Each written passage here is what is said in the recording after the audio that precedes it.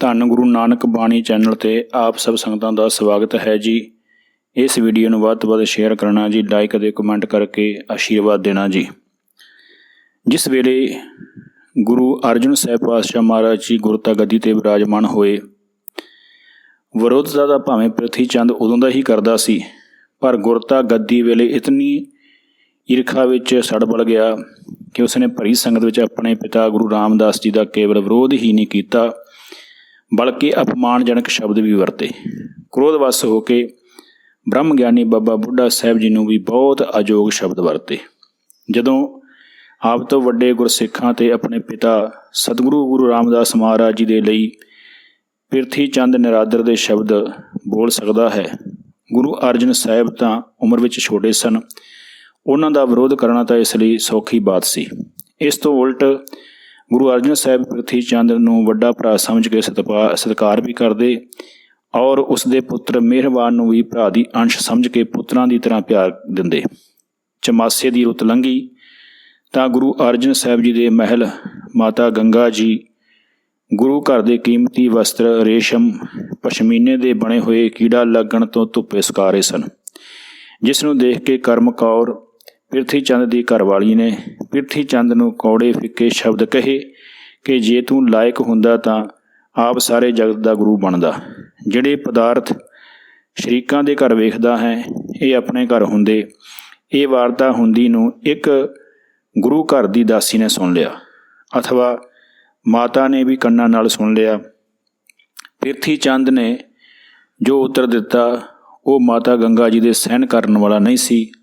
ਪ੍ਰਿਥੀ ਚੰਦ ਨੇ ਕਿਹਾ ਕਿ ਕੀ ਹੋ ਗਿਆ ਜੇ ਗੁਰਤਾ ਗੱਦੀ ਨਹੀਂ ਮਿਲੀ? ਮੇਰੇ ਭਰਾ ਦੇ ਘਰ ਕਿਹੜਾ ਕੋਈ ਸੰਤਾਨ ਹੋਣੀ ਹੈ? ਮੈਨੂੰ ਗੱਦੀ ਨਹੀਂ ਮਿਲੀ ਤਾਂ ਕੀ ਅੱਗੇ ਮੇਰੇ ਪੁੱਤਰ ਮਿਹਰਬਾਨ ਨੂੰ ਤਾਂ ਸਭ ਕੁਝ ਮਿਲੇਗਾ। ਤੂੰ ਚਿੰਤਾ ਨਾ ਕਰ, ਆਪਣੇ ਸ਼ਰੀਕਾਂ ਨੇ ਸੰਸਾਰ ਤੋਂ ਔਂਤਰੇ ਹੀ ਚਲੇ ਜਾਣਾ ਹੈ। ਇਹ ਸੁਣ ਕੇ ਮਾਤਾ ਗੰਗਾ ਜੀ ਨੇ ਪੁੱਤਰ ਪ੍ਰਾਪਤੀ ਲਈ ਗੁਰੂ ਅਰਜਨ ਪਾਤਸ਼ਾਹ ਮਹਾਰਾਜ ਜੀ ਨੂੰ ਬੇਨਤੀ ਕੀਤੀ। ਜੋ ਲੰਮਾ ਇਤਿਹਾਸ ਹੋਣ ਕਰਕੇ ਸਾਧ ਸੰਗਤ ਜੀ ਉਹ ਸਾਰਾ ਨਹੀਂ ਇੱਥੇ ਸੁਣਾਇਆ ਜਾ ਸਕਦਾ, ਕੇਵਲ ਟੂਕ ਮਾਤਰ ਇਤਿਹਾਸਕ ਘਟਨਾ ਨੂੰ ਆਪਾਂ ਚੇਤੇ ਕਰਦੇ ਹਾਂ। ਮਾਤਾ ਗੰਗਾ ਜੀ ਗੁਰੂ ਅਰਜਨ ਸਾਹਿਬ ਜੀ ਦੇ ਕਹਿਣ ਤੋਂ ਬਾਬਾ ਬੁੱਢਾ ਸਾਹਿਬ ਜੀ ਦੇ ਕੋਲੋਂ ਪੁੱਤਰ ਪ੍ਰਾਪਤੀ ਦਾ ਵਰ ਲੈ ਕੇ ਆਏ। ਜਦੋਂ ਸਾਲ ਬਾਅਦ ਗੁਰੂ ਹਰਗੋਬਿੰਦ ਸਾਹਿਬ ਜੀ ਦਾ ਅਵਤਾਰ ਹੋ ਗਿਆ ਤਾਂ ਪ੍ਰਿਥੀ ਚੰਦ ਦੇ ਘਰ ਵਿੱਚ ਫਿਰ ਬੜਾ ਕਲੇਸ਼ ਪਿਆ। ਪ੍ਰਿਥੀ ਦੀ ਘਰਵਾਲੀ ਨੇ ਕਿਹਾ ਕਿ ਤੂੰ ਕਹਿੰਦਾ ਸੀ ਕਿ ਸੰਸਾਰ 'ਚੋਂ ਮੇਰਾ ਭਰਾ ਔਤਰਾ ਹੀ ਜਾਵੇਗਾ, ਤੇ ਹੁਣ ਦੱਸ ਤੇਰਾ ਇਹ ਵਿਸ਼ਵਾਸ ਕਿੱਥੇ ਗਿਆ?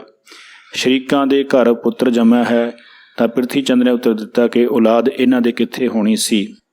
ਸ਼ਰੀਕਾਂ ਦੇ ਘਰ ਪੁੱਤਰ ਜੰਮਿਆ ਹੈ ਤਾਂ ਪ੍ਰਿਥੀ ਚੰਦ ਨੇ ਉੱਤਰ ਦਿੱਤਾ ਕਿ ਔਲਾਦ ਇਹਨਾਂ ਦੇ ਕਿੱਥੇ ਹੋਣੀ ਸੀ।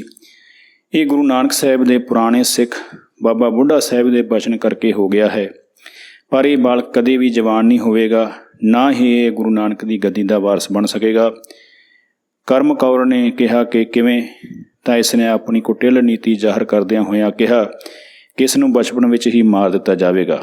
ਹੁਣ ਪ੍ਰਿਥੀ ਚੰਦ ਨੇ ਸਭ ਤੋਂ ਪਹਿਲਾਂ ਜਾਦੂ ਟੂਣੇ ਕਰਨ ਵਾਲੇ ਜੋਗੀਆਂ, ਪੀਰਾਂ, ਦੁਸ਼ਟ ਪੁਰਸ਼ਾਂ ਤੋਂ ਜੰਤਰ ਮੰਤਰ ਕਰਾਏ, ਪਰ ਜਦੋਂ ਇਹਨਾਂ ਤੋਂ ਕੁਝ ਨਾ ਵਿਗਾੜ ਹੋਇਆ ਤਾਂ ਇੱਕ ਸੋਭੀ ਨਾਮ ਕਰਕੇ ਦਾਈ ਜੋ ਮਾਤਾ ਗੰਗਾ ਜੀ ਪਾਸ ਜਾਇਆ ਕਰਦੀ ਸੀ, ਬਹੁਤ ਸਾਰਾ ਧਨ ਦਾ ਲਾਲਚ ਦੇ ਕੇ ਸਾਹਿਬਜ਼ਾਦੇ ਨੂੰ ਮਾਰਨ ਲਈ ਭੇਜਿਆ। ਭਾਈ ਸੰਤੋਖ ਸਿੰਘ ਜੀ ਨੇ ਦਾਈ ਨੂੰ 100 ਰੁਪਇਆ ਦੇ ਕੇ ਭੇਜਣ ਦੀ ਗੱਲ ਇਤਿਹਾਸ ਵਿੱਚ ਲਿਖੀ ਹੈ, ਅਰ ਦਰੁਸਤ ਹੈ ਕਿ ਉਦੋਂ ਦਾ 100 ਰੁਪਇਆ ਬਹੁਤ ਵੱਡੀ ਕੀਮਤ ਰੱਖਦਾ ਸੀ।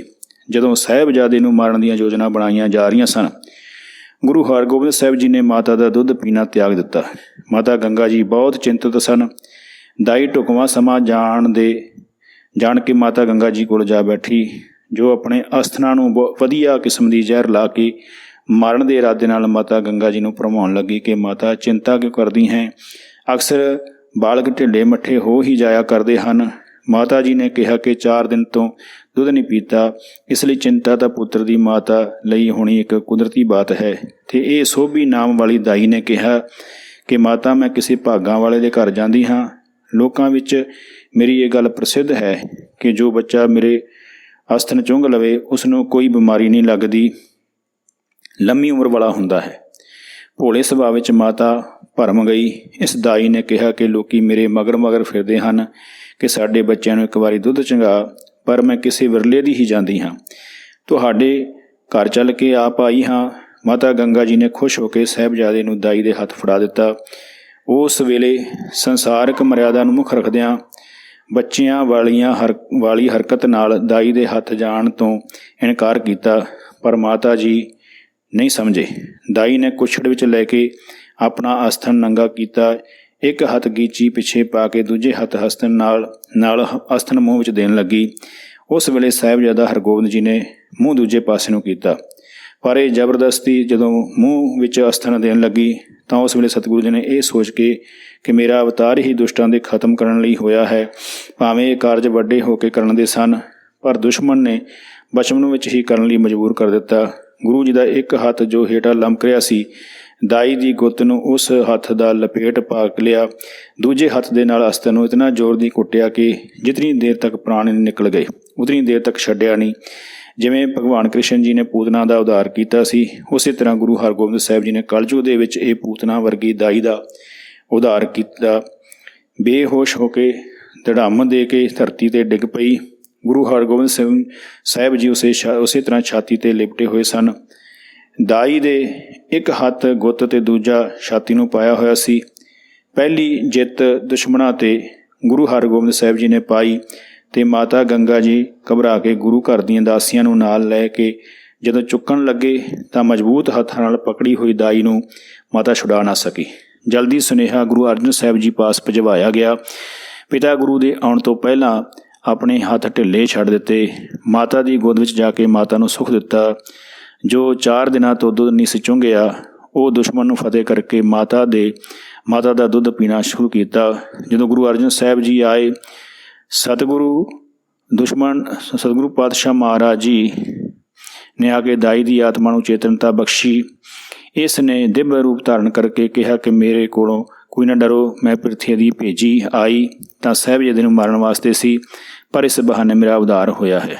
ਗੁਰੂ ਸਾਹਿਬ ਅਰਜਨ ਸਾਹਿਬ ਜੀ ਨੇ ਮਹਾਰਾਜ ਨੇ ਸਿੱਖਾਂ ਦੀ ਤਸੱਲੀ ਵਾਸਤੇ ਵਾਰਤਾ ਪੁੱਛੀ ਤਾਂ ਇਸ ਨੇ ਪਿਛਲੇ ਜਨਮ ਦੀ ਗਾਥਾ ਕਹਿ ਸੁਣਾਈ ਕਿ ਮਹਾਰਾਜ ਮੈਂ ਸਵਰਗ ਦੀ ਅਪਸਰਾ ਸੀ, ਨਿਰਤ ਕਲਾ ਔਰ ਸੰਗੀਤ ਕਲਾ ਵਿੱਚ ਬੜੀ ਨਿਪੁੰਨ ਸੀ। ਤੀਸਰਾ, ਮੇਰਾ ਸਰੂਪ ਅਤਿਅੰਤ ਸੁੰਦਰ ਸੀ। ਇਹਨਾਂ ਤਿੰਨਾਂ ਚੀਜ਼ਾਂ ਦਾ ਮੈਨੂੰ ਬੜਾ ਹੰਕਾਰ ਸੀ। ਇੱਕ ਦਿਨ ਦੇਵ ਸਭਾ ਵਿੱਚ ਦੇਵਤਿਆਂ ਦੇ ਗੁਰੂ ਬ੍ਰਹਿਸਪਤੀ ਜੀ ਆਏ, ਜਿਨ੍ਹਾਂ ਦੇ ਆਉਣ 'ਤੇ ਸਭ ਨੇ ਸਤਿਕਾਰ ਕੀਤਾ, ਉਥਾਨ ਕਰਮ ਕੀਤਾ, ਭਾਵ ਉੱਠ ਕੇ ਖੜੇ ਹੋਏ। ਮੈਨੂੰ ਮੇਰੇ ਰੂਪ ਤੇ ਗੁਣ ਦੇ ਹੰਕਾਰ ਨੇ ਐਸਾ ਨਾ ਕਰਨ ਦਿੱਤਾ, ਜਿਸ ਤੇ ਦੇਵ ਗੁਰੂ ਬ੍ਰਹਿਸਪਤੀ ਦੇ ਕਰੋਪੀ ਦਾ ਸ਼ਿਕਾਰ ਹੋ ਗਈ। ਬ੍ਰਹਿਸਪਤੀ ਜੀ ਬੋਲੇ ਕਿ ਤੂੰ ਸਵਰਗਪੁਰੀ ਦੇ ਵਿੱਚ ਰਹਿਣ ਦੇ ਲਾਇਕ ਨਹੀਂ, ਮਾਤ ਲੋਕ ਵਿੱਚ ਜਾ ਕੇ ਮਦਰ ਦੇਸ਼ ਵਿੱਚ ਜੰਮੇ ਜਾ ਅਰ ਮਰੀ ਜਾ ਅਤੇ ਨੀਚ ਕਰਮ ਕਰ ਵਿੱਚ ਪ੍ਰਵਿਰਤ ਹੋ।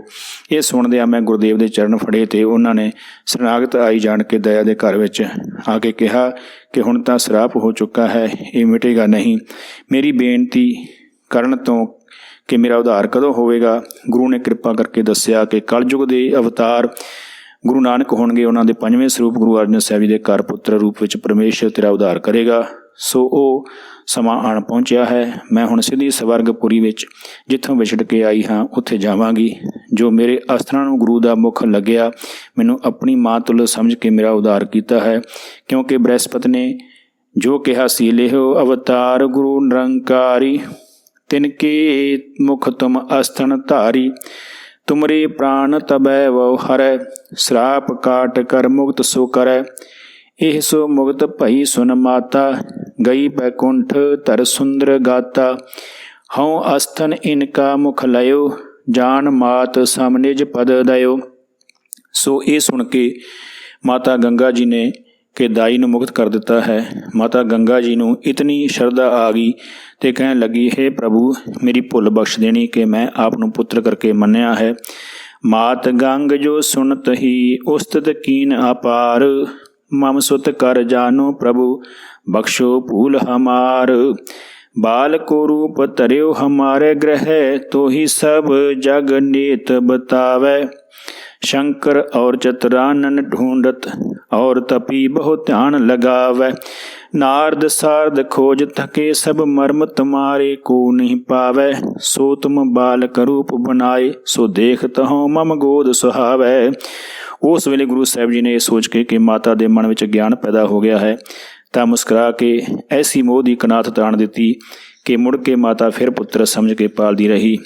ਇੱਥੋਂ ਦਾਈ ਤੋਂ ਰੱਖਿਆ ਹੋਈ ਤੇ ਫਿਰ ਸਪੇਰੇ ਨੂੰ ਲੋਭ ਦੇ ਕੇ ਭੇਜਿਆ।